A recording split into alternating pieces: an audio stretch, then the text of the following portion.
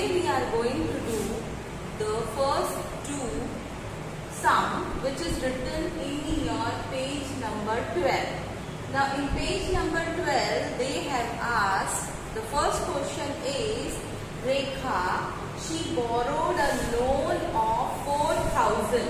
How much? 4,000, and she has to pay back to bank every month. How much she is paying? 345. So what is the total amount she is paying to bank? That we have to find out. Now 345 for 1 month, then for 12 months, what is the amount? So you have to multiply and you are going to get the amount paid to the bank, that is rupees 4,140. So she is paying this much amount to bank for 1 year. But how much she has borrowed? She has borrowed only 4,000. Borrow मतलब उसने bank से कितना पैसा लिया है? 4,000. लेकिन उसने कितना दे दिया? 4,140. तो उसे कितना वापस मिलना चाहिए? तो आप सब्ट्रैक्ट करोगे. You are going to subtract it. This is 4,140 minus 4,000, क्योंकि उसने इतना लोन लिया था. उसने इतना बैंक से लोन लिया था, तो उसको इतना वापस मिलेगा. कहाँ से? बैंक से. ये क्वेश्चन है पेज नंबर 12 में. फिर पेज नंबर 13 में अगर आप जाओगे, उसमें मीरा एंड हिज ब्रदर उन लोगों ने कितना बोरो किया है from a bank? 21,000. How much they have borrowed? 21,000. Now amount they have paid back. देखो मैंने लिखा है पेड बैक, मतलब दे दिया है. बैंक को कितना दे दिया है पूरे साल में? 23,520. पूरे साल में कितना दे दिया है? 23,520. तो क्या पूछा है? Read the question carefully. They have asked कि एक महीने में कितना उन्होंने पे किया है. तो हम कैसे निकालेंगे?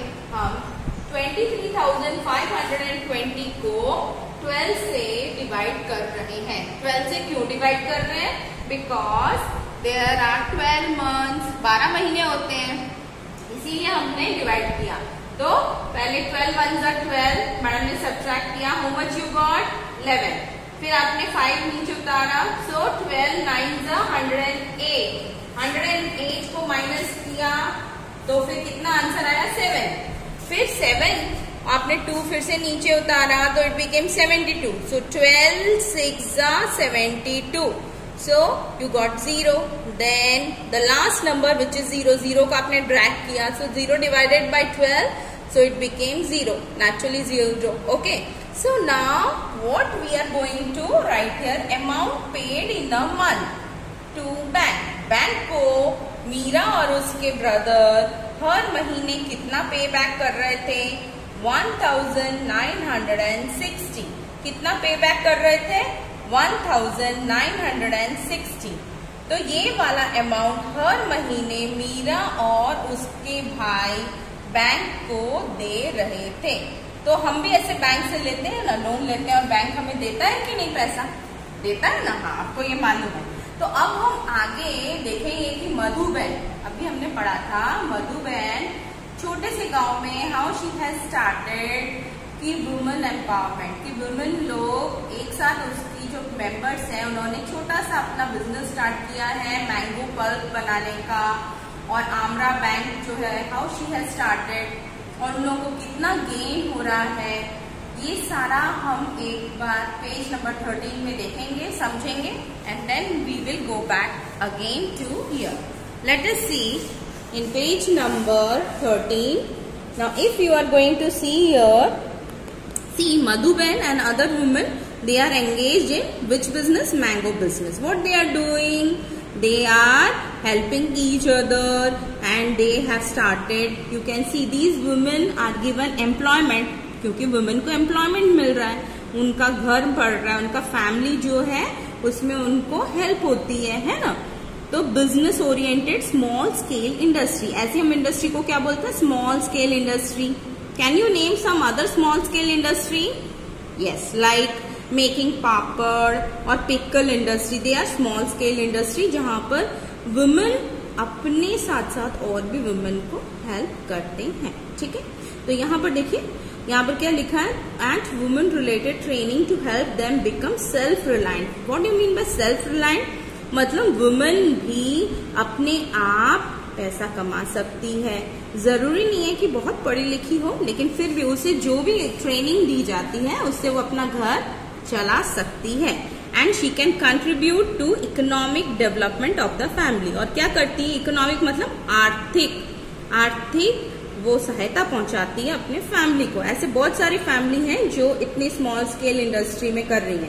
तो ये वैल्यू है. मैथ्स में आप वैल्यू भी सीख रहे हो कि मैंगो पल्प इंडस्ट्री से women they are becoming self reliant as well as they are helping, they are contributing to the economic development of the family. ये वैल्यू है इस चैप्टर का. ओके, ये आप सीख रहे हो. अब यहाँ पर मधुबेन और उसके जो मेंबर हैं वुमेन आमरा बैंक से, उन्होंने छोटा सा small scale industry they have started. और जानते हो उन्होंने लास्ट ईयर मतलब पिछले साल उन लोगों ने कितना पैसा जमा किया, उन्होंने 74,000 सेव किया. You can see they have written prepare mango pulp at home and they have saved rupees 74,000 last year. They made calculation of the amount investment they made calculation of the amount of investment required to start up this new industry. अब उन लोगों के पास इतना पैसा है तो वो लोग ये चाह रहे हैं कि ये पैसे को अब इस साल में किस तरह से इन्वेस्ट करें and they can start again for women आमरा बैंक. किस तरह से वो स्टार्ट हो. तो मधुबेन उसने एक लिस्ट बनाई है जिसमें क्या क्या चीज चाहिए. ठीक है, यहाँ पर देख रहे हो मैंगो पल्प के लिए क्या क्या चीज चाहिए, खरीदना है और क्या कॉस्ट लगेगा. एक टेबल बना है that is on the page number 14. Just we have a look here. You can see these are the things. Okay, now mixer, grinder, all these things are there. They have written the cost of the item and the number of item and the expense. So madam is going to explain you. Please listen carefully. Mixer grinder कितना चाहिए, 1. What is the cost, 3,000. तो एक का कितना हुआ, 3,000 cost. Thermocol ice box for preserving, क्योंकि वो preserve करना है मैंगो पल्प. कितने चाहिए, 20. What is the cost, 2,000. So 20 multiplied by 2,000 it is 40,000. And transportation mango pulp also. Transportation के लिए भी चाहिए होता है. ठीक है, अब उसमें आप देखो यहाँ पर, हाँ 1,000 into 4. ठीक है, 1,000 into 4 हो गया. ओके, तो यहाँ पर 4,000. फिर बिग पॉट्स चाहिए प्रिजर्व के लिए. यहाँ पर सारे अमाउंट लिखे हुए हैं, ये देखो बिग पॉट्स. फिर ट्रे और नाइफ काटने के लिए तो 300 मल्टीप्लाइड बाई 26,000. बकेट कितने चाहिए, 20 चाहिए. 75 रुपीज के एक बकेट है तो उसका 1,500. तो टोटल एक्सपेंस लिया कितना हुआ, 54,500. Total expenditure to start a business. अब इस साल में उनको इतना चाहिए जब वो स्टार्ट करेंगे. और लास्ट ईयर उनको कितनी आमदनी हुई थी, 74,000, है ना. अब यहाँ पर आप एक बार देखो, जब वो लोग खरीदते हैं मैंगो, खरीदते हैं जितना भी केजी खरीदते हैं, व्हेन दे एक्सट्रैक्ट, उसमें से जो पल्प निकालते हैं, गुदा निकालते हैं मैंगो का, pulp from mango its weight 1/3 of a mango. 1/3 मतलब मैंगो अगर उन्होंने 6,000 केजी खरीदा है तो उसमें से 1/3, 1/3 ही उनको पल्प मिलेगा. मैंगो का जो गुदा है उनको उतना ही मिलेगा. तो what you are going to do, 6,000 is the KG, total KG of mango. Then you have to divide by 1/3 and what is the amount you are getting, 2,000 KG, that is the pulp. So the mango pulp will be prepared in a month is 2,000 kg. Okay? Yes. Now you see this table. In this table, what is the cost of mango per kg? 15 rupees. जब आप mango खरीद रहे हो 15 रुपए 1 kg का. जब आप pulp, mango pulp बेच रहे हो तो कितना है वो, 1 kg का 70 रुपीज. तो यहाँ पर कुछ क्वेश्चंस हैं, वहाँ ये जितने भी क्वेश्चन है ये मैडम आपको समझा रही हैं, please go through it. You can see your, you can see this is written start preparing mango pulp which is done by Madhuben. Just now we have gone through. So they have saved 74,000 last year. Okay. Now the question we are going to see is extract mango pulp. Extract मतलब जो निकाला है उन लोगों ने mango pulp from mango. Its weight is 1/3 of mango. जितना भी आप निकाल रहे हो उसका 1/3 हो जाता है. जो अभी मैम ने समझाया, अगर 6000 kg मैंगो है तो उसका 1/3 कितना होगा? 2000 kg pulp. Pulp prepared in a month. एक महीने में कितना हो रहा है? 2000 kg. अब उसके नीचे आपको क्वेश्चन किया गया है कॉस्ट ऑफ मैंगोज पर kg, that is ₹15. Okay. Now they have asked a question. क्या क्वेश्चन पूछा है? Number of mangoes in KGs. कितने केजी उन्होंने पहली बार खरीदे? अगर suppose they have purchase 6 KG. कितना खरीदा? 6 केजी मैंगो. तो 6 केजी मैंगो जब आप 15 से मल्टीप्लाई करोगे तो what is going to be the amount? That is 90 rupees. तो what is the total cost of 6 kg mangoes? 6 kg mango का कितना कॉस्ट हुआ? ₹90. कितना हुआ? ₹90. ठीक है, क्योंकि 1 केजी का 15 है तो 6 केजी का कितना होगा? 90 रुपीज. ओके, सिंपल मल्टीप्लीकेशन है. Then what they have asked you. अब क्या पूछा है? Amount of pulp. पल्प कितना निकलेगा? अभी हमने पहले पढ़ा है कि पल्प ऑलवेज 1/3 हो जाता है. 1/3 हो जाता है जितना भी आप मैंगो खरीद रहे हो. तो यहाँ पर हमने कितना खरीदा था? 6 केजी मैंगो, है ना. तो 6 केजी मैंगोज का 1/3. So you have to divide 3 by 6. What is the amount? 2. तो आपको कितना मिलेगा पल्प? How much is going, you are going to get the pulp? Mango pulp it is 2 kg. How much? 2 kg. Now here it is written selling price of pulp prepared. What do you mean by selling price? बेच रहे हैं. जब हम बेच रहे हैं जो pulp अभी आपने तैयार किया है, कितना? 2 केजी निकाला है. अभी हमने देखा ना यहाँ पर 2 केजी. यस. तो 2 केजी का कितना आपको पैसा मिल रहा है जब आप बेच रहे हो? तो how much you are getting money? कितना पैसा मिल रहा है?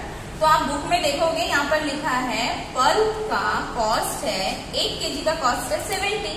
अगर 1 केजी का कॉस्ट 70 है तो 2 केजी का कितना होगा? Yes, very good, ₹140.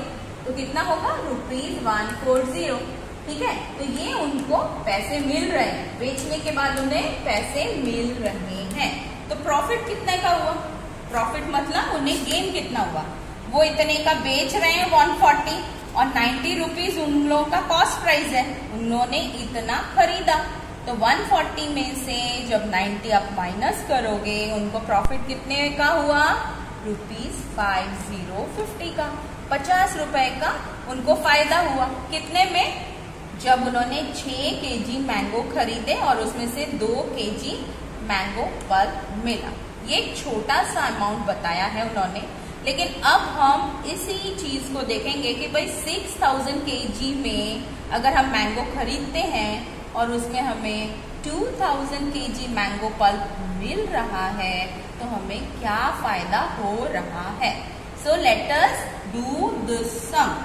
Mango pulp prepared from 6000 kg is 2000 kg.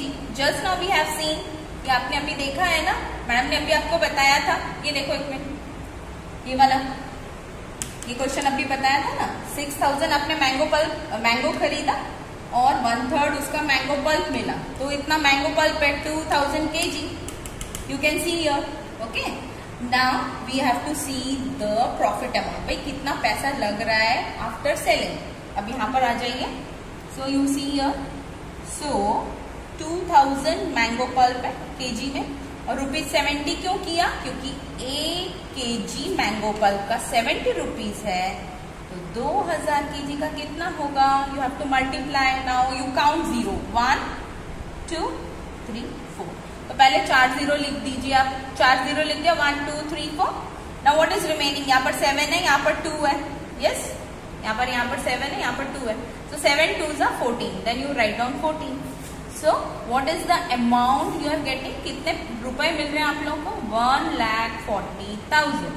1,40,000. In the book it is written the fill in the blanks. You have to write here.